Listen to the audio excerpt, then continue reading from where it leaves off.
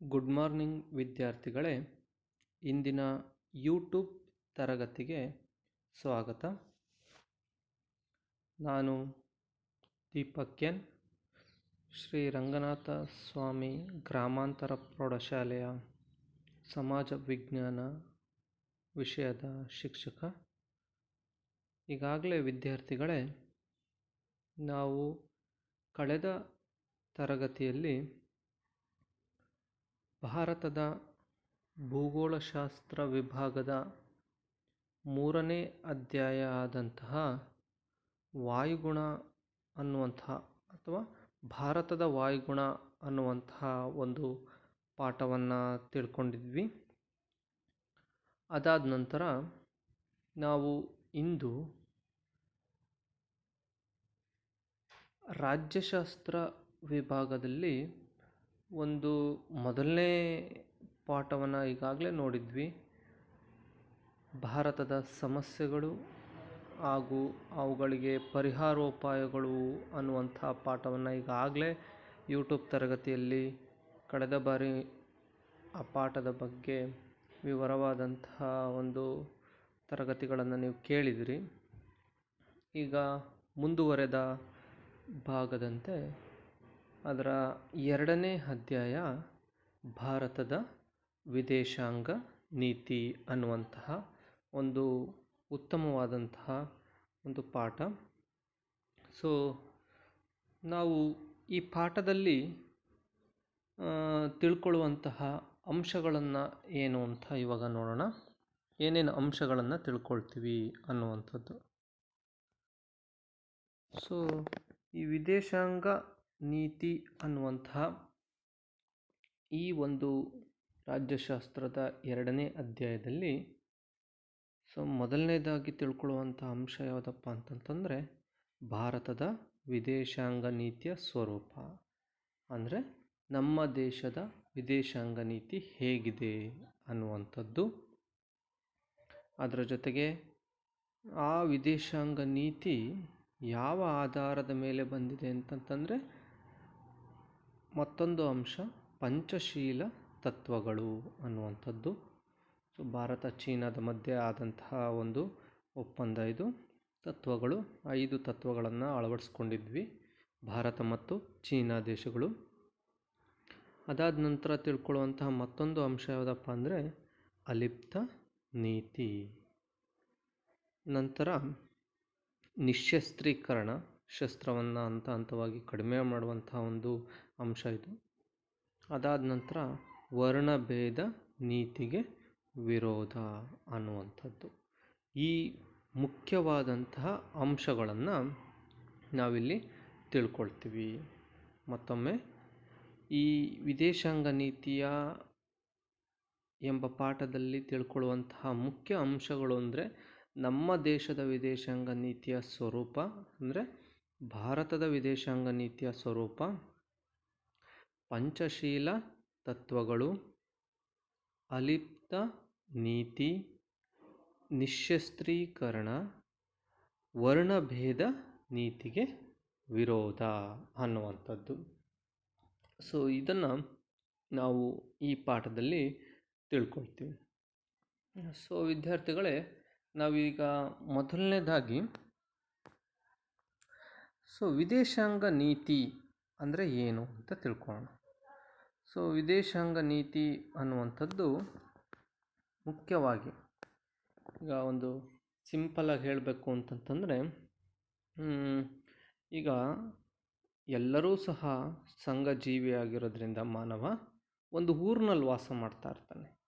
ಈ ಇಡೀ ಒಂದು ಊರು ಅಥವಾ ಗ್ರಾಮ ಅಂತ ನಾವು ತೆಗೆದುಕೊಂಡಂತಹ ಸಂದರ್ಭದಲ್ಲಿ ಒಂದು ಗ್ರಾಮದಲ್ಲಿ ಸುಮಾರು ಒಂದು 200 ಮನೆಗಳಿದ್ದಾವೆ ಅಂತ ಅಂದ್ಕೊಳ್ಳಿ. ಸೊ ಉದಾಹರಣೆಯಾಗಿ ನಾನು ಹೇಳ್ತಾ ಇದ್ದೀನಿ, ಯಾವುದೋ ಒಂದು ಗ್ರಾಮ, ಆ ಗ್ರಾಮದಲ್ಲಿ ಒಂದು 200 ಮನೆಗಳಿರುತ್ತೆ. ಆ ಗ್ರಾಮದಲ್ಲಿ ನೀವು ಸಹ ಇರ್ತೀರಾ ಮತ್ತು ನಿಮ್ಮ ಮನೆಯೂ ಸಹ ಇರುತ್ತದೆ. ಸೊ ಈ ಸಂದರ್ಭದಲ್ಲಿ ನಿಮ್ಮ ಮನೆ ಉಳಿದ ಎಲ್ಲ ಮನೆಗಳು ನಿಮ್ಮ ಗ್ರಾಮದಲ್ಲಿರ್ತಾವಲ್ಲ, ಆ ಎಲ್ಲ ಗ್ರಾಮದ ಮನೆಗಳ ಜೊತೆಗೆ ಒಂದೇ ರೀತಿಯಾದಂಥ ಸಂಬಂಧವನ್ನು ಹೊಂದಿರಲ್ಲ.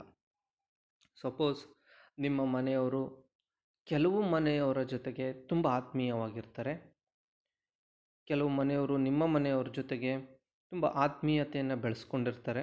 ನೀವೇನೇ ನಿಮಗೆ ಸಮಸ್ಯೆಗಳಿದ್ರೂ, ನಿಮಗೇನೇ ಕೊರತೆಗಳಿದ್ರೂ ನೀವು ಹೋಗಿ ಅಲ್ಲಿ ಚರ್ಚೆ ಮಾಡಿ ಅವ್ರ ಹತ್ರ ಅದನ್ನು ನೀಗಿಸುವಂಥದ್ದು, ನಿಮ್ಮ ಸಮಸ್ಯೆಗಳಿಗೆ ಅವ್ರು ಪರಿಹಾರ ನೀಡಿಸುವಂಥದ್ದು, ಏನಾದರೂ ಒಂದು ತೊಂದರೆಗಳಾದರೆ ಅವ್ರು ಸಹಾಯ ಮಾಡುವಂಥದ್ದು, ಈ ರೀತಿಯಾದಂತಹ ಒಡನಾಟವನ್ನು ಒಂದು ಊರಲ್ಲಿ ಇಟ್ಕೊಂಡಿರ್ತೀರ ಕೆಲವು ಮನೆಗಳ ಜೊತೆಗೆ.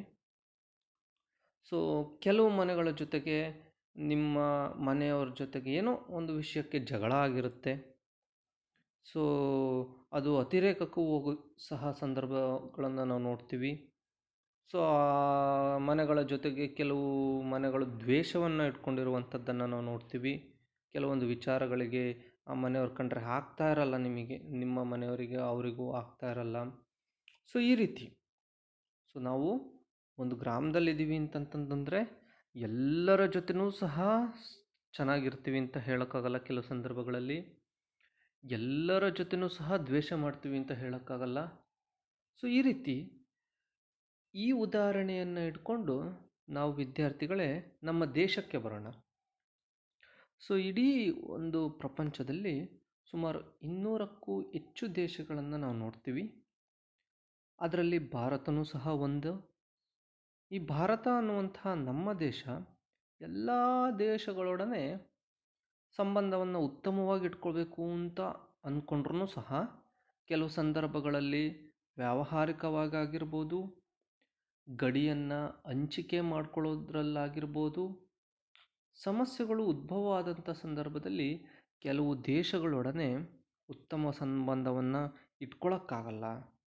ಕೆಲವು ದೇಶಗಳೊಡನೆ ಪೂರ್ವಕಾಲದಿಂದಲೂ ಅತ್ಯುತ್ತಮವಾದಂಥ ಸಂಬಂಧವನ್ನು ಇಟ್ಕೊಂಡಿರ್ತೀವಿ. ಈ ರೀತಿ.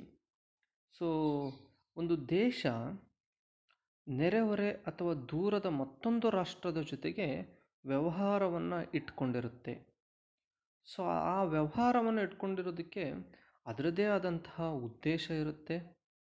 ಅದರ ಆಧಾರದ ಮೇಲೇ, ಆ ಉದ್ದೇಶದ ಆಧಾರದ ಮೇಲೇ ಆ ಎಲ್ಲ ರಾಷ್ಟ್ರಗಳೊಡನೆ ಅದು ವರ್ತಿಸ್ತಾ ಇರುತ್ತೆ ಅನ್ನುವಂಥದ್ದು. ಸೊ ಇನ್ನೂ ಸಿಂಪಲಾಗಿ ಹೇಳೋದಾದರೆ, ಸೊ ವಿದೇಶಾಂಗ ನೀತಿ ಎಂದರೇನು ಅಂತ ಒಂದು ಮಾರ್ಕ್ಸಿಗೆ ನಿಮಗೆ ವಿದ್ಯಾರ್ಥಿಗಳಿಗೆ ಕೇಳ್ಬೋದು. ಸೊ ವಿದೇಶ ಅಂತಂತಂದರೆ ಬೇರೆ ದೇಶ, ನಮ್ಮ ದೇಶವನ್ನು ಬಿಟ್ಟು. ಸೊ ಒಂದು ರಾಷ್ಟ್ರ ಅನ್ಯ ರಾಷ್ಟ್ರಗಳೊಂದಿಗೆ, ಅಂದರೆ ಭಾರತ ಅನ್ನುವಂಥ ಒಂದು ರಾಷ್ಟ್ರ ಉದಾಹರಣೆ, ಭಾರತವನ್ನು ಬಿಟ್ಟು ಭಾರತ ಉಳಿದ ರಾಷ್ಟ್ರಗಳೊಡನೆ ವ್ಯವಹರಿಸುವಾಗ ಅನುಸರಿಸುವ ನೀತಿಯನ್ನು ವಿದೇಶಾಂಗ ನೀತಿ ಅಂತ ಕರಿತೀವಿ. ಸಿಂಪಲಾಗಿ ಹೇಳಬೇಕು ಅಂತಂತಂದರೆ, ಅಂದರೆ ನಮ್ಮ ದೇಶ ಬೇರೆ ದೇಶಗಳೊಡನೆ ವ್ಯವಹರಿಸುವಾಗ ಅನುಸರಿಸುವ ನೀತಿಯನ್ನು ವಿದೇಶಾಂಗ ನೀತಿ ಅಂತ ಕರೀತಾರೆ ಸಿಂಪಲಾಗಿ. ಅದೇ ನೀವು ಒಂದು ಗ್ರಾಮ, ನಿಮ್ಮ ಮನೆ, ಎಲ್ಲರ ಜೊತೆನೂ ಚೆನ್ನಾಗಿರಲ್ಲ. ಕೆಲವ್ರ ಜೊತೆ ತುಂಬ ಆತ್ಮೀಯವಾಗಿರ್ತೀರ, ಕೆಲವ್ರ ಜೊತೆಗೆ ದ್ವೇಷವನ್ನು ಮಾಡ್ತಾ ಇರ್ತೀರ. ಹಾಗೆ ಒಂದೊಂದು ಮನೆಯನ್ನು ಒಂದೊಂದು ರೀತಿ ನೋಡ್ತಾ ಇರ್ತೀರ. ಅದೇ ರೀತಿ ಭಾರತನೂ ಸಹ ಬೇರೆ ಬೇರೆ ದೇಶದೊಡನೆ ವ್ಯವಹರಿಸುವಾಗ ಏನೇನು ಅನುಸರಿಸುತ್ತೆ ನೀತಿಯನ್ನು, ಅದನ್ನು ವಿದೇಶಾಂಗ ನೀತಿ ಅಂತ ಕರಿತೀವಿ.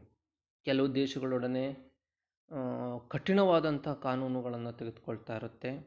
ಕೆಲವು ದೇಶಗಳೊಡನೆ ಸ್ನೇಹಯುತವಾದಂಥ ಸಂಬಂಧವನ್ನು ವೃದ್ಧಿ ಮಾಡಿಕೊಂಡಿರುತ್ತೆ. ಕೆಲವು ದೇಶಗಳಿಗೆ ಭಾರತ ಇತ್ತೀಚಿನ ದಿನಗಳಲ್ಲಿ ಸಹಾಯಹಸ್ತವಾಗಿ ನೆರವನ್ನು, ಆ ದೇಶಗಳು ಕಷ್ಟದ ಸನ್ನಿವೇಶಗಳಿದ್ದಂಥ ಸಂದರ್ಭದಲ್ಲಿ ಭಾರತ ನೆರವನ್ನು ಕೊಡುವಂಥರ ಮಟ್ಟಿಗೆ ಭಾರತ ದೊಡ್ಡ ಬಲಿಷ್ಠ ರಾಷ್ಟ್ರ ಆಗ್ತಾ ಇದೆ ಇತ್ತೀಚಿನ ದಿನಗಳಲ್ಲಿ. ಕೆಲವು ದೇಶಗಳೊಡನೆ ಸಹಾಯವನ್ನು ಪಡ್ಕೊಳ್ಳುತ್ತೆ. ಈ ರೀತಿ ಒಂದು ರಾಷ್ಟ್ರ ಅನ್ಯ ರಾಷ್ಟ್ರಗಳೊಡನೆ ವ್ಯವಹರಿಸುವಾಗ ಅನುಸರಿಸುವ ನೀತಿಯನ್ನು ವಿದೇಶಾಂಗ ನೀತಿ ಅಂತ ಕರೀತಾರೆ. ಸಿಂಪಲಾಗಿ ಹೇಳಬೇಕು ಅಂತಂತಂದರೆ, ಕೆಲವು ಸಂದರ್ಭಗಳಲ್ಲಿ ಒಂದು ಮಾರ್ಕ್ಸಿಗೆ ಕೇಳಿದರೆ ಸೊ ವಿದೇಶಾಂಗ ನೀತಿ ಎಂದರೇನು ಅಂತ ಕೇಳ್ತಾರೆ. ಸೊ ಆಗ ನೀವು ಏನು ಬರೀಬೇಕು ಅಂತಂತಂದರೆ, ಒಂದು ರಾಷ್ಟ್ರವು ಅನ್ಯ ರಾಷ್ಟ್ರಗಳೊಂದಿಗೆ ವ್ಯವಹರಿಸುವಾಗ ಅನುಸರಿಸುವ ನೀತಿಯನ್ನು ವಿದೇಶಾಂಗ ನೀತಿ ಅಂತ ಕರಿತೀವಿ. ಉದಾಹರಣೆ, ಭಾರತ ಅನ್ನುವಂತಹ ನಮ್ಮ ದೇಶ ಪಾಕಿಸ್ತಾನದೊಡನೆ ಒಂದು ರೀತಿ ವ್ಯವಹಾರವನ್ನು ಇಟ್ಕೊಂಡಿರುತ್ತೆ.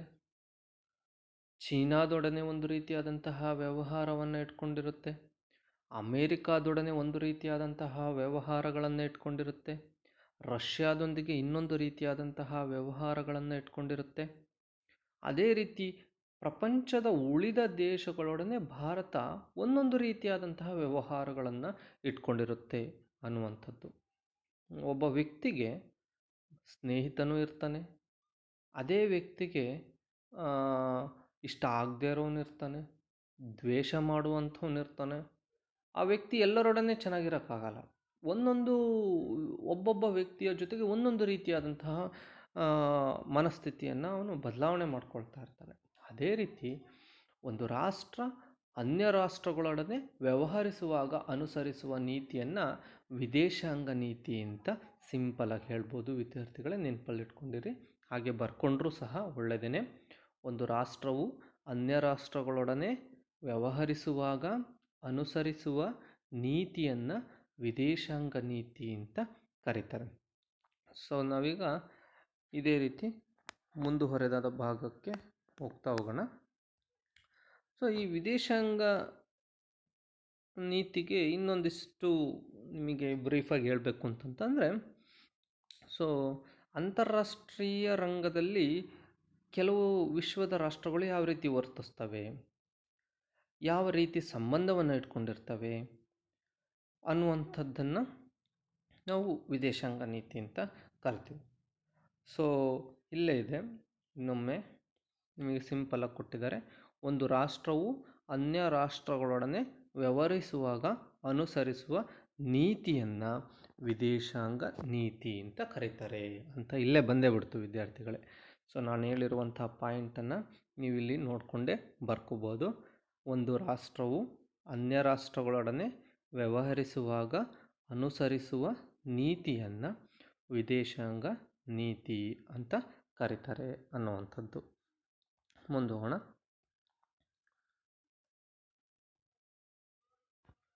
ಸೊ ಹಿಂದೂ ವಿದ್ಯಾರ್ಥಿಗಳೇ 1947 ಭಾರತಕ್ಕೆ ಸ್ವತಂತ್ರ ಬಂದಂತಹ ಒಂದು ಸಂದರ್ಭ.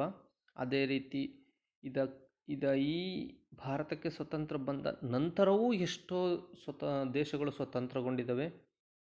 ಅದೇ ರೀತಿ ಭಾರತಕ್ಕಿಂತ ಮೊದಲೇ ಎಷ್ಟೋ ದೇಶಗಳು ಸ್ವತಂತ್ರವನ್ನು ಗೊಂಡಿದ್ದಾವೆ. ಇಂದು ಅನೇಕ ಒಂದು ಸ್ವತಂತ್ರಗೊಂಡಂತಹ ರಾಷ್ಟ್ರಗಳೇ ಇರುವಂತಹ ಪ್ರಪಂಚ ನಮ್ಮದಿವತ್ತು. ಯಾವ ದೇಶವೂ ಸಹ ಇನ್ನೊಂದು ದೇಶವನ್ನು ತನ್ನ ಕಪಿಮುಷ್ಟಿಯಲ್ಲಿ ಇಟ್ಕೊಂಡು ಆಡಳಿತವನ್ನು ಮಾಡ್ತಾ ಇಲ್ಲ ಇವಾಗ. ಆದರೆ ಸ್ವತಂತ್ರ ಪೂರ್ವದಲ್ಲಿ ಈ ರೀತಿಯಾದಂತಹ ಅನೇಕ ಉದಾಹರಣೆಗಳನ್ನು ನಾವು ಕೊಡ್ಬೋದಾಗಿತ್ತು. ಸೊ ಸ್ವತಂತ್ರಗೊಂಡಂತಹ ಒಂದು ಸಾರ್ವಭೌಮ ದೇಶ ಇಂದು ತನ್ನದೇ ಆದಂತಹ ವಿದೇಶಾಂಗ ನೀತಿಯನ್ನು ಅವಶ್ಯಕವಾಗಿ ಇಟ್ಕೊಂಡಿರುವಂಥದ್ದನ್ನು ನಾವು ನೋಡ್ತೀವಿ. ಅಂದರೆ ಇವತ್ತು ವಿದೇಶಾಂಗ ನೀತಿ ಅನ್ನುವಂಥದ್ದು ಮುಖ್ಯವಾಗಿ ಬೇಕಾಗಿರುವಂಥದ್ದು ಅಂತ ನಾವು ಇಲ್ಲಿ ಹೇಳ್ಬೋದು. ಪ್ರತಿಯೊಂದು ದೇಶಕ್ಕೂ ವಿದೇಶಾಂಗ ನೀತಿ ಅನ್ನುವಂಥದ್ದು ಮುಖ್ಯ. ಸೊ ಅಲ್ಲಿನ ಸರ್ಕಾರಗಳು ಒಂದೊಂದು ರೀತಿ ಬಂದಂಥ ಸಂದರ್ಭದಲ್ಲಿ ಆ ವಿದೇಶಾಂಗ ನೀತಿಯನ್ನು ಬದಲಾವಣೆ ಮಾಡ್ಕೊಳ್ತಾ ಹೋಗ್ತಾ ಇರ್ತವೆ, ತಮ್ಮ ಆಡಳಿತಕ್ಕೆ ಅನುಕೂಲ ಆಗುವಂತಹ ರೀತಿಯಲ್ಲಿ. ಉತ್ತಮವಾದಂತಹ ವಿದೇಶಾಂಗ ನೀತಿಯನ್ನೇ ಇಟ್ಕೋಬೇಕು ಅನ್ನುವಂಥದ್ದು ಎಲ್ಲ ದೇಶಗಳ ಆಸೆನೂ ಸಹ ಆಗಿರುತ್ತದೆ ಅನ್ನುವಂಥದ್ದು ಸಹ ಮುಖ್ಯ. ಸೊ ಮುಂದುವರಿತಾ, ಸೊ ವಿಶ್ವದಲ್ಲಿ ನೋಡಿ ಸುಮಾರು 200ಕ್ಕೂ ಹೆಚ್ಚು ರಾಷ್ಟ್ರಗಳು ಇರುವಂಥದ್ದು. ಅದರಲ್ಲಿ ಕೆಲವು ಬಲಿಷ್ಠ ರಾಷ್ಟ್ರಗಳಿದ್ದಾವೆ, ಅಮೇರಿಕಾದಂತಹ ರಾಷ್ಟ್ರಗಳು. ಕೆಲವು ದುರ್ಬಲ ರಾಷ್ಟ್ರಗಳು ಇದ್ದಾವೆ, ಉಗಾಂಡ ಅನ್ನುವಂತಹ ರಾಷ್ಟ್ರಗಳನ್ನು ನಾವು ಉದಾಹರಣೆ ಕೊಡ್ಬೋದು. ಆದರೂ ಸಹ ಅವೆಲ್ಲ ದೇಶಗಳು ಸಹ ಇವತ್ತಿಗೆ ವಿದೇಶಾಂಗ ನೀತಿಯನ್ನು ಅನುಸರಿಸ್ತಾ ಇದ್ದಾವೆ ಅನ್ನುವಂಥದ್ದು. ಅಂದರೆ ಬಲಿಷ್ಠ ದೇಶಗಳು ಸಹ ವಿದೇಶಾಂಗ ನೀತಿಯನ್ನು ಅನುಸರಿಸ್ತಾ ಇದ್ದಾವೆ, ದುರ್ಬಲ ದೇಶಗಳು ಸಹ ವಿದೇಶಾಂಗ ನೀತಿಯನ್ನು ಅನುಸರಿಸ್ತಾ ಇದ್ದಾವೆ ಅನ್ನುವಂಥದ್ದು ಇಲ್ಲಿ ಮುಖ್ಯವಾಗಿರುತ್ತೆ. ಭಾರತವೂ ಸಹ ಸ್ವತಂತ್ರ ನಂತರ ತನ್ನದೇ ಆದಂಥ ಸ್ವತಂತ್ರ ವಿದೇಶಾಂಗ ನೀತಿಯನ್ನು ಹೊಂದಿದೆ ಅನ್ನುವಂಥದ್ದು. ಇಲ್ಲೊಂದು ವರ್ಲ್ಡ್ ಮ್ಯಾಪ್ ನೋಡ್ಬೋದು. ಹಲವಾರು ದೇಶಗಳನ್ನು ನಾವಿಲ್ಲಿ ಕಾಣ್ತೀವಿ.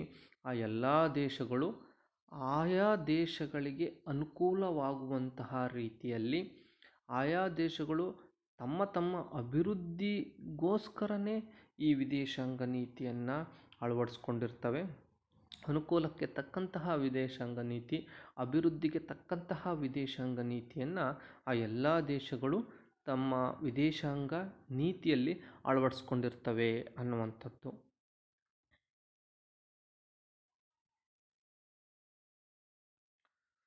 ನಂತರ ವಿದ್ಯಾರ್ಥಿಗಳೇ, ನಿಮಗೊಂದು ಮುಖ್ಯವಾದಂತಹ ಪ್ರಶ್ನೆ ಬರ್ಬೋದು. ಏನಪ್ಪ ಅಂತಂತಂದರೆ, ಭಾರತ ಅನ್ನುವಂಥದ್ದು ವಿಶ್ವದ ಪ್ರಭಾವಶಾಲಿ ರಾಷ್ಟ್ರಗಳಲ್ಲಿ ಒಂದು ಎಂದು ಪರಿಗಣಿಸಲಾಗಿದೆ, ಏಕೆ ಅಂತ ಕೇಳ್ತಾರೆ.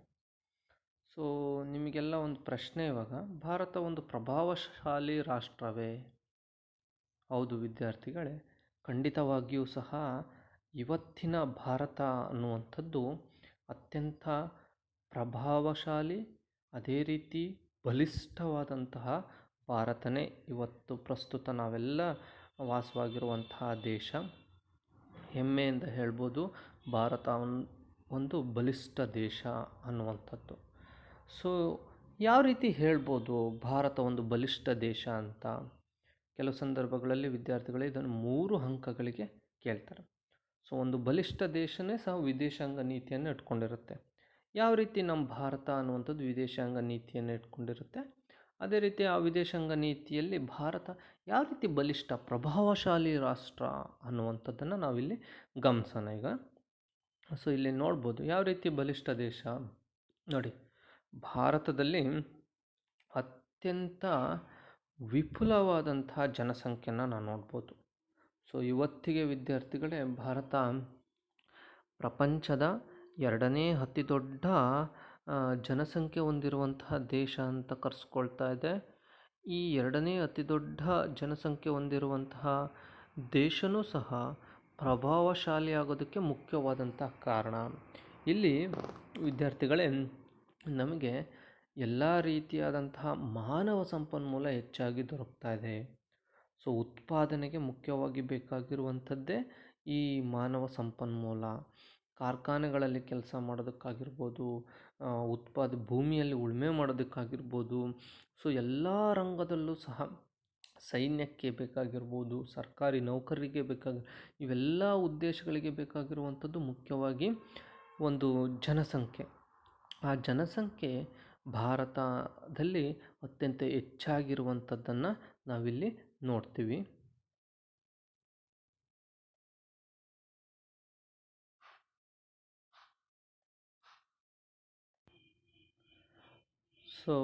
ವಿಪುಲವಾದಂತಹ ಜನಸಂಖ್ಯೆ ಅನ್ನುವಂಥದ್ದು, ಭಾರತ ಅತ್ಯಂತ ಹೆಚ್ಚು ಜನಸಂಖ್ಯೆಯನ್ನು ಹೊಂದಿರುವಂತಹ ಒಂದು ದೇಶ ಅನ್ನುವಂಥದ್ದನ್ನು ನಾವು ನೋಡ್ತೀವಿ.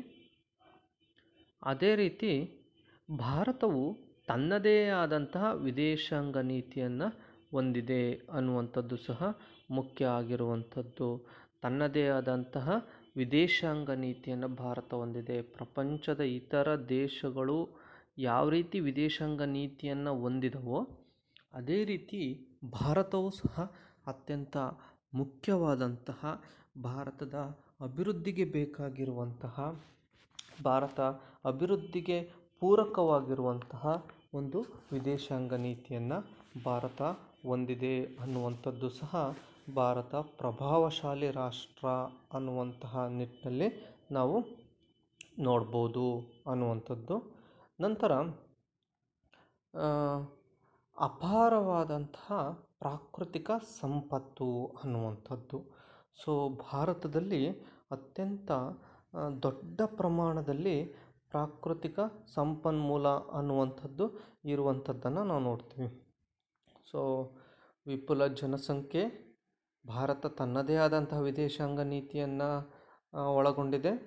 ಅಪಾರವಾದಂತಹ ಪ್ರಾಕೃತಿಕ ಸಂಪನ್ಮೂಲಗಳು, ನೈಸರ್ಗಿಕ ಸಂಪನ್ಮೂಲಗಳಾಗಿರ್ಬೋದು, ಖನಿಜ ಸಂಪನ್ಮೂಲಗಳಾಗಿರ್ಬೋದು, ಕೃಷಿಯಲ್ಲಿ ಉತ್ಪಾದನೆ ಆಗುವಂತಹ ಸಂಪನ್ಮೂಲ ಆಗಿರ್ಬೋದು, ಕಾಡಿನಲ್ಲಿ ಉತ್ಪಾದನೆ ಆಗುವಂತಹ ಸಂಪನ್ಮೂಲ ಆಗಿರ್ಬೋದು, ಅನೇಕ ಪ್ರಮಾಣದಲ್ಲಿ ಇಲ್ಲಿ ಪ್ರಾಕೃತಿಕವಾಗಿ ಸಂಪನ್ಮೂಲಗಳು ಸಿಗ್ತಾ ಇರುವಂಥದ್ದನ್ನು ನಾವು ನೋಡ್ತೀವಿ.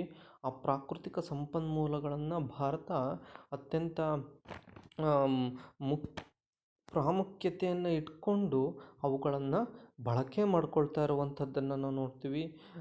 ಕೆಲವು ಸಂಪನ್ಮೂಲಗಳನ್ನು ಬೇರೆ ದೇಶಗಳಿಗೆ ರಫ್ತು ಮಾಡಿ ವಿದೇಶಾಂಗ ಹಣಕಾಸನ್ನು ಹೆಚ್ಚಿಗೆ ಮಾಡಿಕೊಳ್ಳುವಂಥದ್ದನ್ನು ನಾವು ನೋಡ್ತೀವಿ. ವಿದೇಶಿ ವ್ಯಾಪಾರದಲ್ಲಿ ಹೆಚ್ಚು ಪ್ರಮಾಣದಲ್ಲಿ ಹಣವನ್ನು ಸಹ, ಆರ್ಥಿಕ ಸಂಪನ್ಮೂಲಗಳನ್ನು ಸಹ ಭಾರತ ಪಡಿತಾ ಇರುವಂಥದ್ದನ್ನು ನಾವು ನೋಡುವಂಥದ್ದನ್ನು ಸಹ ಇಲ್ಲಿ ನೋಡ್ತೀವಿ. ಸೊ ಹಾಗಾಗಿ ಭಾರತ ಒಂದು ಪ್ರಭಾವಶಾಲಿ ರಾಷ್ಟ್ರ ಆಗಿರುವಂಥದ್ದನ್ನು ನಾವು ನೋಡ್ತೀವಿ. ಸೊ ಪರಿಣಿತ ಬೌದ್ಧಿಕ ಸಾಮರ್ಥ್ಯ. ಸೊ ಬೌದ್ಧಿಕ ಸಾಮರ್ಥ್ಯ ಅಂದರೆ ಬುದ್ಧಿವಂತಿಕೆ. ಇಲ್ಲಿ ಸ್ಕಿಲ್ಡ್ ಅನ್ನುವಂಥದ್ದು, ಸ್ಕಿಲ್ ಪೀಪಲ್. ಸೊ ಬೌದ್ಧಿಕ ಸಾಮರ್ಥ್ಯನೂ ಸಹ ದೊಡ್ಡ ಪ್ರಮಾಣದಲ್ಲಿ ಹೆಚ್ಚಾಗ್ತಾ ಇರುವಂಥದ್ದು, ಶಿಕ್ಷಣದ ಗುಣಮಟ್ಟ ಹೆಚ್ಚಾಗ್ತಾ ಇರುವಂಥದ್ದು, ತಾಂತ್ರಿಕ ಶಿಕ್ಷಣಗಳು ಹೆಚ್ಚಾಗ್ತಾ ಇರುವಂಥದ್ದನ್ನು ನಾವು ನೋಡ್ತೀವಿ. ತಾಂತ್ರಿಕವಾಗಿ ಓದುವಂಥವರ ಸಂಖ್ಯೆ, ತಂತ್ರಜ್ಞಾನದ ಕುರಿತಾಗಿ ಓದುವಂಥವರ ಸಂಖ್ಯೆ ಹೆಚ್ಚಾಗ್ತಾ ಇರುವಂಥದ್ದನ್ನು ನಾವಿಲ್ಲಿ ನೋಡುವಂಥದ್ದು ಸಹ ಮುಖ್ಯವಾಗಿರುತ್ತೆ. ಅದೇ ರೀತಿ ಔದ್ಯೋಗಿಕ ಸಾಮರ್ಥ್ಯ. ಭಾರತದಲ್ಲಿ ವಿಪುಲ ಜನಸಂಖ್ಯೆ ಇದೆ, ಪರಿಣಿತರಾದಂತಹ ಭೌತಿಕ ಸಾಮರ್ಥ್ಯ ಹೊಂದಿರುವಂಥವರಿದ್ದಾರೆ. ಸೊ ಔದ್ಯೋಗಿಕ ಸಾಮರ್ಥ್ಯನೂ ಸಹ ಭಾರತದಲ್ಲಿ ದೊಡ್ಡ ಪ್ರಮಾಣದಲ್ಲಿದೆ. ಉದ್ಯೋಗದ ಪ್ರಮಾಣ ಹೆಚ್ಚಾಗ್ತಾ ಇರುವಂಥದ್ದು ಭಾರತದಲ್ಲಿ ನಾವು ನೋಡ್ಬೋದು. ಆ ಸಾಮರ್ಥ್ಯ ಎಷ್ಟಿದೆ ಅಂತಂದರೆ ಎಲ್ಲರಿಗೂ ಉದ್ಯೋಗ ಸಿಗುವಂತಹ ಒಂದು ಉದ್ಯೋಗವನ್ನು ಕೊಡುವಂತಹದ್ರ ಮಟ್ಟಿಗೆ ಭಾರತ ಅನ್ನುವಂಥದ್ದು ಬೆಳೆದಿರುವಂಥದ್ದನ್ನು ಸಹ ನಾವು ನೋಡ್ತೀವಿ. ಇದರ ಜೊತೆಗೆ ವಿದ್ಯಾರ್ಥಿಗಳು ಗಮನದಲ್ಲಿಟ್ಕೋಬೇಕು ಬಲಾಢ್ಯ ಸೈನಿಕ ಬಲ. ಸೊ ಬಲಾಢ್ಯವಾದಂತಹ ಸೈನಿಕ ಬಲ ಅಂತ ನೀವು ಪಿಕ್ಚರಲ್ಲಿ ನೋಡ್ತಾ ಇರ್ಬೋದು. ಭಾರತೀಯ ಸೈನಿಕರು ಯಾವ ರೀತಿ ನಿಂತಿದ್ದಾರೆ ಅನ್ನುವಂಥದ್ದು. ಸೊ ಸೈನಿಕರು ಸಹ ಭಾರತದ ಒಂದು ಪ್ರಭಾವಶಾಲಿ ರಾಷ್ಟ್ರಗಳಲ್ಲಿ ಒಂದು ಅಂತ ಪರಿಗಣಿಸೋದಕ್ಕೆ ಸೈನಿಕರು ಸಹ ತಮ್ಮ ಒಂದು ಮುಖ್ಯವಾದಂಥ ಪಾತ್ರವನ್ನು ವಹಿಸ್ತಾರೆ. ಯಾಕೆಂದರೆ ವಿದ್ಯಾರ್ಥಿಗಳೇ, ಬೇರೆ ದೇಶಗಳಿಂದ ಬರುವಂತಹ ಬೆದರಿಕೆಗಳಾಗಿರ್ಬೋದು ಅಥವಾ ಬೇರೆ ದೇಶಗಳಿಂದ ಆಗ್ತಾ ಇರುವಂತಹ ಭಯೋತ್ಪಾದಕ ಚಟುವಟಿಕೆಗಳಾಗಿರ್ಬೋದು, ಈಗೆಲ್ಲ ನೋಡ್ತಾ ಇರ್ತೀರ. ಪಾಕಿಸ್ತಾನದಿಂದ ಭಾರತಕ್ಕೆ ಆಗ್ತಾ ಇರುವಂತಹ ಕೆಲವು ತೊಂದರೆಗಳಾಗಿರ್ಬೋದು, ಚೀನಾದಿಂದ ಭಾರತಕ್ಕೆ ಆಗ್ತಾ ಇರುವಂತಹ ಕೆಲವು ತೊಂದರೆಗಳಾಗಿರ್ಬೋದು. ಸೊ ಈ ಎಲ್ಲ ತೊಂದರೆಗಳನ್ನು ಭಾರತದ ಸೈನಿಕರು ಅತ್ಯಂತ ದೊಡ್ಡ ಪ್ರಮಾಣದಲ್ಲಿ ಅವರನ್ನು ಎದುರಿಸ್ತಾ ಇರುವಂಥದ್ದು. ಭಾರತಕ್ಕೆ ಯಾವುದೇ ರೀತಿಯಾದಂತಹ ದೊಡ್ಡ ಪ್ರಮಾಣದ ನಷ್ಟಗಳು ಆಗದೇ ರೀತಿಯಲ್ಲಿ, ಯುದ್ಧ ಆಗದೇ ರೀತಿಯಲ್ಲಿ ಅವುಗಳನ್ನು ನಿಭಾಯಿಸ್ತಾ ಇರುವಂಥದ್ದನ್ನು ನಾವು ನೋಡ್ತೀವಿ. ಆ ದೇಶಗಳು ಸಹ ಭಾರತದ ಬಲಾಢ್ಯ ಸೈನಿಕ ಬಲಕ್ಕೆ ಎದುರಿರುವಂಥದ್ದು ಸಹ ಮುಖ್ಯವಾಗಿ ಇಲ್ಲಿ ನೋಡ್ಬೋದು. ಅತ್ಯಂತ ದೊಡ್ಡ ಪ್ರಮಾಣದಲ್ಲಿ ಸೈನಿಕ ಶಕ್ತಿ ಭಾರತಕ್ಕಿರುವಂಥದ್ದು ಸಹ ಇಲ್ಲಿ ಮುಖ್ಯವಾಗಿರುವಂಥದ್ದು. ಹಾಗಾಗಿ ಭಾರತ ಅನ್ನುವಂಥದ್ದು ಅತ್ಯಂತ ದೊಡ್ಡ ವಿಶ್ವದ ಪ್ರಭಾವಶಾಲಿ ರಾಷ್ಟ್ರ ಅಂತ ಹೇಳ್ಬೋದು. ಸೊ ಪ್ರಶ್ನೆ ಕೆಲವು ಸಂದರ್ಭಗಳಲ್ಲಿ ವಿದ್ಯಾರ್ಥಿಗಳೇ ಈ ಪ್ರಶ್ನೆಯನ್ನೇ ಮುಖ್ಯವಾಗಿ ಕೇಳಿರುವಂಥದ್ದನ್ನು ನಾವು ನೋಡ್ಬೋದು.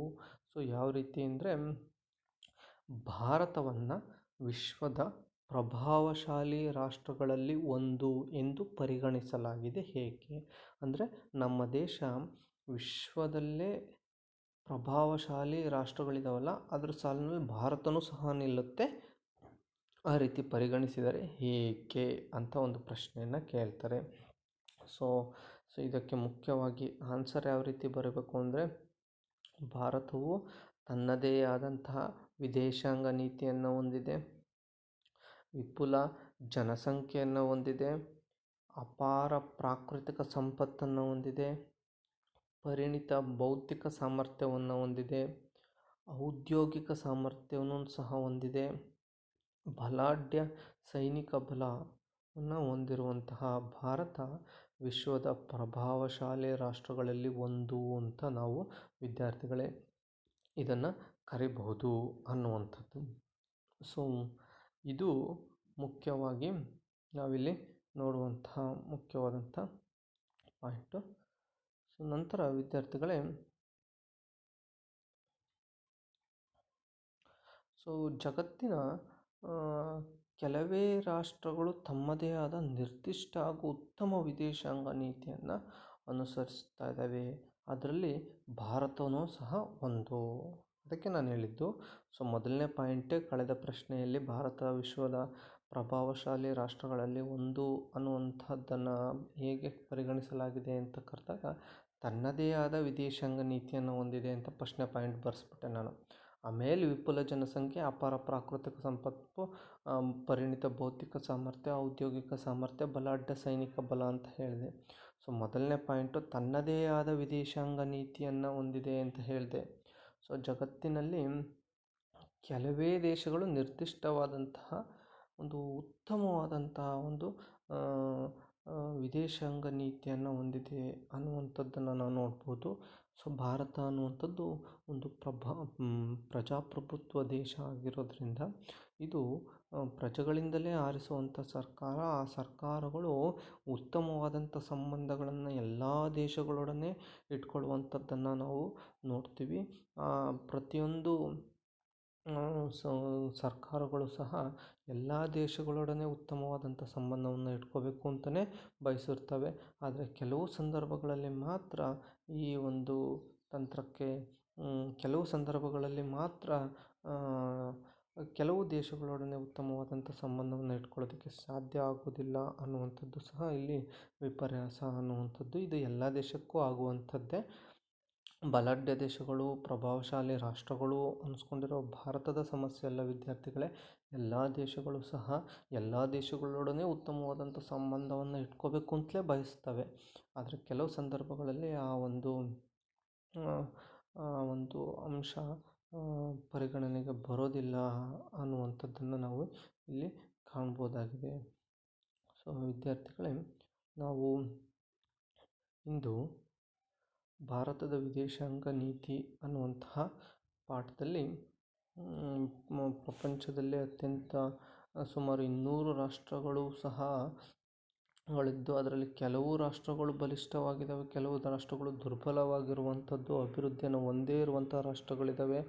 ಸೊ ಕೆಲವು ಸಂದರ್ಭಗಳಲ್ಲಿ ಪ್ರಬಲ ರಾಷ್ಟ್ರಗಳು ದುರ್ಬಲ ರಾಷ್ಟ್ರಗಳ ಮೇಲೆ ಸವಾರಿ ಮಾಡುವಂಥದ್ದನ್ನು ಸಹ ನಾವು ನೋಡ್ತೀವಿ. ಹಾಗಾಗಿ ಎಲ್ಲ ದೇಶಗಳು ದುರ್ಬಲ ಆಗಿರಲಿ ಪ್ರಬಲ ಆಗಿರಲಿ ಎಲ್ಲ ದೇಶಗಳು ಸಹ ತನ್ನ ಒಂದು ವಿದೇಶಾಂಗ ನೀತಿಯನ್ನು ಇಟ್ಕೊಂಡಿರ್ತವೆ, ಉತ್ತಮವಾದಂಥ ವಿದೇಶಾಂಗ ನೀತಿಯನ್ನು ಇಟ್ಕೊಂಡಿರ್ತವೆ. ಆ ವಿದೇಶಾಂಗ ನೀತಿಯಲ್ಲಿ ಬೇರೆ ದೇಶಗಳೊಡನೆ ಯಾವ ರೀತಿ ವ್ಯವಹರಿಸಬೇಕು ಅನ್ನುವಂಥದ್ದನ್ನು ಅವು ಅಳವಡಿಸ್ಕೊಂಡಿರ್ತವೆ. ಈಗ ಒಂದು ದೇಶದೊಂದಿಗೆ ಹೆಂಗೆ ಉತ್ತಮವಾದಂಥ ಸಂಬಂಧ ಇಟ್ಕೋಬೇಕಾ, ಈ ದೇಶದೊಂದಿಗೆ ಯಾವ ರೀತಿ ಹಣಕಾಸಿನ ಸಂಬಂಧ ಇಟ್ಕೋಬೇಕು, ಇನ್ನೊಂದು ದೇಶದೊಡನೆ ರಫ್ತನ್ನು ಯಾವ ರೀತಿ ರಫ್ತನ್ನು ಮಾಡಬೇಕು ಆ ದೇಶದಿಂದ, ಆ ದೇಶಗಳು ಕೆಲವು ದೇಶಗಳೊಡನೆ ಇಲ್ಲಿ ಸೂಕ್ಷ್ಮವಾಗಿ ಗಮನಿಸ್ಬೋದು ವಿದ್ಯಾರ್ಥಿಗಳೇ. ಈಗ ಈ ಜಾಗತೀಕರಣ ಆಗಿ ಜಗತ್ತಿನ ಎಲ್ಲ ವಸ್ತುಗಳು ಎಲ್ಲ ದೇಶಗಳಲ್ಲೂ ಸಿಗುವಂಥದ್ದನ್ನು ನಾವು ನೋಡ್ತೀವಿ. ಕೆಲವು ವಸ್ತುಗಳನ್ನು ಕೆಲವು ದೇಶಗಳಲ್ಲಿ ಮಾತ್ರ ಸಿಗುವಂಥದ್ದು ಸಹ ಇದೆ. ಈಗ ಸಪೋಸ್ ಈಗ ನೈಸರ್ಗಿಕ ಸಂಪನ್ಮೂಲ ಅಂತ ನಾವೇನು ಕರಿತೀವಿ, ಪೆಟ್ರೋಲಿಯಂ ಅನ್ನುವಂಥದ್ದು ಕೆಲವು ದೇಶಗಳಲ್ಲಿ ಮಾತ್ರ ಉತ್ಪಾದನೆ ಆಗ್ತವೆ. ಸೊ ಅನಿವಾರ್ಯವಾಗಿ ಆ ಪೆಟ್ರೋಲಿಯಂ ಅಥವಾ ಪೆಟ್ರೋಲ್ ಡೀಸೆಲ್ ಅನ್ನುವಂಥದ್ದು ಭಾರತದಂಥ ದೇಶಕ್ಕೆ ಅನಿವಾರ್ಯವಾಗಿ ಬೇಕು. ಆದರೆ ನಮ್ಮ ದೇಶದಲ್ಲಿ ಇಲ್ಲಿ ಬೇಡಿಕೆ ಇರುವಷ್ಟು ಉತ್ಪಾದನೆ ಆಗ್ತಾ ಇಲ್ಲ. ಎಲ್ಲೋ ಕೆಲವು ಪ್ರದೇಶಗಳಲ್ಲಿ ಮಾತ್ರ ಪೆಟ್ರೋಲಿಯಂ ಅನ್ನುವಂಥದ್ದು ಉತ್ಪಾದನೆ ಆಗ್ತಾಯಿದೆ. ಇನ್ನು ಹಲವಾರು ಇಲ್ಲಿರುವಂತಹ ಬೇಡಿಕೆ ಪ್ರಮಾಣ ಎಷ್ಟಿದೆ ಅಂತಂತಂದರೆ ಆ ಬೇಡಿಕೆಯ ಪ್ರಮಾಣಕ್ಕೆ ಉತ್ಪಾದನೆ ಆಗ್ತಾ ಇಲ್ಲ ಅಷ್ಟು ದೊಡ್ಡ ಪ್ರಮಾಣದಲ್ಲಿ. ಹಾಗಾಗಿ ಅನಿವಾರ್ಯವಾಗಿ ಪೆಟ್ರೋಲಿಯಮ್ಮನ್ನು ಉತ್ಪಾದನೆ ಮಾಡುವಂಥ ದೇಶಗಳೊಡನೆ ನಾವು ಆ ಪೆಟ್ರೋಲಿಯಮ್ಮನ್ನು ತರಿಸ್ಕೊಳ್ಳೇಬೇಕು, ಆಮದನ್ನು ಮಾಡ್ಕೋಬೇಕು. ಈ ಸಂದರ್ಭದಲ್ಲಿ ಆ ದೇಶಗಳೊಡನೆ ನಾವು ವಿದೇಶಾಂಗ ನೀತಿಯನ್ನು ಹೆಂಗಿಟ್ಕೋಬೇಕು, ಆ ದೇಶಗಳೊಡನೆ ಯಾವುದೇ ರೀತಿಯಾದಂತಹ ಸಮಸ್ಯೆ ಬರದ ರೀತಿಯಲ್ಲಿ ನಾವು ಆ ವಿದೇಶಾಂಗ ನೀತಿಯನ್ನು ಆ ದೇಶಗಳೊಡನೆ ಇಟ್ಕೊಳ್ಳೇಬೇಕು. ಅದು ಅನಿವಾರ್ಯ ಆಗಿರುತ್ತೆ ವಿದ್ಯಾರ್ಥಿಗಳೇ. ಯಾಕೆಂದರೆ ನಾವು ಇವತ್ತೆಲ್ಲಾದರೂ ಆ ದೇಶಗಳೊಡನೆ ನಮ್ಮ ವಿದೇಶಾಂಗ ನೀತಿಯನ್ನು ಬದಲಾವಣೆ ಮಾಡಿಕೊಂಡು ಆ ದೇಶಗಳೊಡನೆ ದ್ವೇಷವನ್ನು ಕಟ್ಕೊಳ್ಳೋದಾಗಿರ್ಬೋದು, ವ್ಯವಹಾರವನ್ನು ಇಟ್ಕೊಳ್ಳದೆ ಆ ವ್ಯವಹಾರಗಳನ್ನು ಕಟ್ ಮಾಡೋದಾಗಿರ್ಬೋದು, ವ್ಯಾಪಾರ ಸಂಬಂಧವನ್ನೆಲ್ಲಾದರೂ ಕಟ್ ಮಾಡ್ಕೊಂಬಿಟ್ರೆ ಆ ದೇಶಗಳು ಅಲ್ಲಿ ಉತ್ಪಾದನೆ ಆಗುವಂತಹ ನಮಗೆ ಅತ್ಯಮೂಲ್ಯವಾಗಿ ದಿನಬಳಕೆಗೆ ಬೇಕಾಗಿರುವಂತಹ ಪೆಟ್ರೋಲಿಯಮ್ಮನ್ನೆಲ್ಲಾದರೂ ನಾವು ರಫ್ತು ಅಲ್ಲಿಂದ ನಾವು ಭಾರತಕ್ಕೆ ಕಳಿಸಲ್ಲ ಅಂತಂತಂದರೆ ಭಾರತದ ಆರ್ಥಿಕ ಪರಿಸ್ಥಿತಿಯ ಒಂದು ಮಟ್ಟ ಏನಾಗುತ್ತೆ ಅನ್ನುವಂಥದ್ದು. ಇವತ್ತಿನ ವಾಹನಗಳಾಗಿರ್ಬೋದು, ಕಾರ್ಖಾನೆಗಳಾಗಿರ್ಬೋದು, ರೈಲ್ವೆ ವ್ಯವಸ್ಥೆಗಾಗಿರ್ಬೋದು, ಬಸ್ಸಿನ ವ್ಯವಸ್ಥೆಗಾಗಿರ್ಬೋದು, ಸಾರಿಗೆಗಾಗಿರ್ಬೋದು, ಎಲ್ಲ ಒಂದು ರಂಗಗಳೂ ಸಹ ಈ ಪೆಟ್ರೋಲ್ ಡೀಸೆಲ್ನ ಆಧಾರದ ಮೇಲೇ ನಿಂತಿರುವಂಥದ್ದನ್ನು ನಾವು ನೋಡ್ತೀವಿ. ಇವುಗಳನ್ನು ಆ ದೇಶಗಳು ಉತ್ಪಾದನೆ ಮಾಡುವಂಥ ದೇಶಗಳು ಎಲ್ಲಾದರೂ ಕಳಿಸ್ಕೊಡಲ್ಲ ಭಾರತಕ್ಕೆ ಅಂತಂದರೆ ನಮ್ಮ ದೇಶದ ಆರ್ಥಿಕ ಪರಿಸ್ಥಿತಿ ಯಾವ ರೀತಿ ಆಗುತ್ತೆ ಅನ್ನುವಂಥದ್ದನ್ನು ಸಹ ನಾವಿಲ್ಲಿ ನೋಡ್ಕೋಬೇಕು. ಹಾಗಾಗಿ ಒಂದು ದೇಶ ಬೇರೆ ಬೇರೆ ದೇಶಗಳೊಡನೆ ಯಾವ ರೀತಿ ವ್ಯವಹಾರವನ್ನು ಇಟ್ಕೊಳ್ಳುತ್ತೆ, ಯಾವ ರೀತಿ ಆ ವ್ಯವಹಾರಗಳನ್ನು ಅನುಸರಿಸುತ್ತೆ ಅನ್ನುವಂತಹ ನೀತಿಯನ್ನೇ ನಾವು ಇಲ್ಲಿ ವಿದೇಶಾಂಗ ನೀತಿ ಅನ್ನುವಂಥದ್ದು. ಎಲ್ಲ ದೇಶಗಳೊಡನೆ ಉತ್ತಮವಾದಂಥ ಸಂಬಂಧವನ್ನು ಇಟ್ಕೊಂಡ್ರೆ ಮಾತ್ರ ಇಲ್ಲಿ ಒಂದು ದೇಶ ಅಭಿವೃದ್ಧಿಯನ್ನು ಸಾಧಿಸೋದಕ್ಕೆ ಸಾಧ್ಯ ಆಗುತ್ತೆ ಅಂತ ಹೇಳ್ತಾ, ಇನ್ನೊಂದು ಪ್ರಶ್ನೆಯಲ್ಲಿ ಮುಖ್ಯವಾಗಿ ಈ ಭಾಗದಲ್ಲಿ ಭಾರತ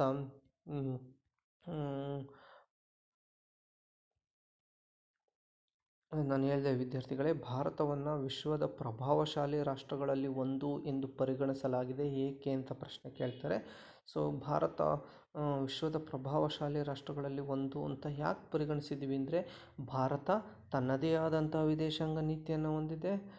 ಭಾರತದಲ್ಲಿ ವಿಪುಲವಾದಂಥ ಜನಸಂಖ್ಯೆ, ಪಾಯಿಂಟ್ ವೈಸ್ ಬರಬೇಕು ವಿದ್ಯಾರ್ಥಿಗಳೇ. ನೀವು ಸಮಾಜ ವಿಜ್ಞಾನ ಒಂದು ವಿಷಯದಲ್ಲಿ ಪಾಯಿಂಟ್ ವೈಸ್ ಆರಾಮಾಗಿ ನೀವು ಬರಿಬೋದು, ಮಾರ್ಕ್ಸನ್ನು ಅತ್ಯುತ್ತಮವಾಗಿ ಗಳಿಸ್ಬೋದು. ಇದು 3 ಅಂಕಗಳಿಗೆ ಕೇಳುವಂತಹ ಪ್ರಶ್ನೆ. ಭಾರತವನ್ನು ವಿಶ್ವದ ಪ್ರಭಾವಶಾಲಿ ರಾಷ್ಟ್ರಗಳಲ್ಲಿ ಒಂದು ಅಂತ ಪರಿಗಣಿಸಲಾಗಿದೆ ಏಕೆ ಅಂತ. ತನ್ನದೇ ಆದ ವಿದೇಶಾಂಗ ನೀತಿಯನ್ನು ಭಾರತ ಹೊಂದಿದೆ. ವಿಪುಲವಾದಂತಹ ಜನಸಂಖ್ಯೆಯನ್ನು ಹೊಂದಿರುವಂಥದ್ದು ಭಾರತ. ಅಪಾರ ಪ್ರಾಕೃತಿಕ ಸಂಪತ್ತನ್ನು ಹೊಂದಿದೆ. ಪರಿಣಿತ ಬೌದ್ಧಿಕ ಸಾಮರ್ಥ್ಯವನ್ನು ಭಾರತ ಹೊಂದಿದೆ.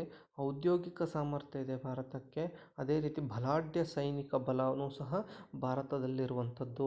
ಹಾಗಾಗಿನೇ ಭಾರತ ಅನ್ನುವಂಥದ್ದು ಅತ್ಯಂತ ವಿಶ್ವದ ಪ್ರಭಾವಶಾಲಿ ರಾಷ್ಟ್ರಗಳಲ್ಲಿ ಒಂದು ಅಂತ ಹೇಳ್ಬೋದು. ವಿದ್ಯಾರ್ಥಿಗಳೇ, ನಾನು ಇವತ್ತಿನ ಈ ಒಂದು ಅಧ್ಯಾಯದಲ್ಲಿ ರಾಜ್ಯಶಾಸ್ತ್ರದ 3ನೇ ಭಾಗವಾಗಿರುವಂತಹ 2ನೇ ಪಾಠವಾಗಿರುವಂತಹ ಭಾರತದ ವಿದೇಶಾಂಗ ನೀತಿ ಅನ್ನುವಂತಹ ಪಾಠದಲ್ಲಿ ಮುಖ್ಯವಾಗಿ ನಿಮಗೆ ವಿದೇಶಾಂಗ ನೀತಿ ಎಂದರೇನು, ಪರೀಕ್ಷೆಗೆ ಕೇಳುವಂತಹ ಮುಖ್ಯವಾದಂಥ ಪ್ರಶ್ನೆ. ಅದೇ ರೀತಿ ಭಾರತವನ್ನು ವಿಶ್ವದ ಪ್ರಭಾವಶಾಲಿ ರಾಷ್ಟ್ರಗಳಲ್ಲಿ ಒಂದು ಎಂದು ಪರಿಗಣಿಸಲಾಗಿದೆ ಏಕೆ ಅನ್ನುವಂತಹ ಒಂದು ಪ್ರಶ್ನೆ ಮುಖ್ಯವಾಗಿ ಈ ಭಾಗದಲ್ಲಿ ಕೇಳ್ಬೋದು ಅಂತ ಹೇಳ್ತಾ, ಮುಂದಿನ ತರಗತಿಯಲ್ಲಿ ಈ ವಿದೇಶಾಂಗ ನೀತಿಯ ಮುಂದುವರೆದಂಥ ಭಾಗವನ್ನು ನೋಡೋಣ ಅಂತ ಹೇಳ್ತಾ ಇವತ್ತಿನ ತರಗತಿಯನ್ನು ಇಲ್ಲಿಗೆ ನಿಲ್ಲಿಸ್ತಾ ಇದ್ದೇನೆ. ಧನ್ಯವಾದಗಳು.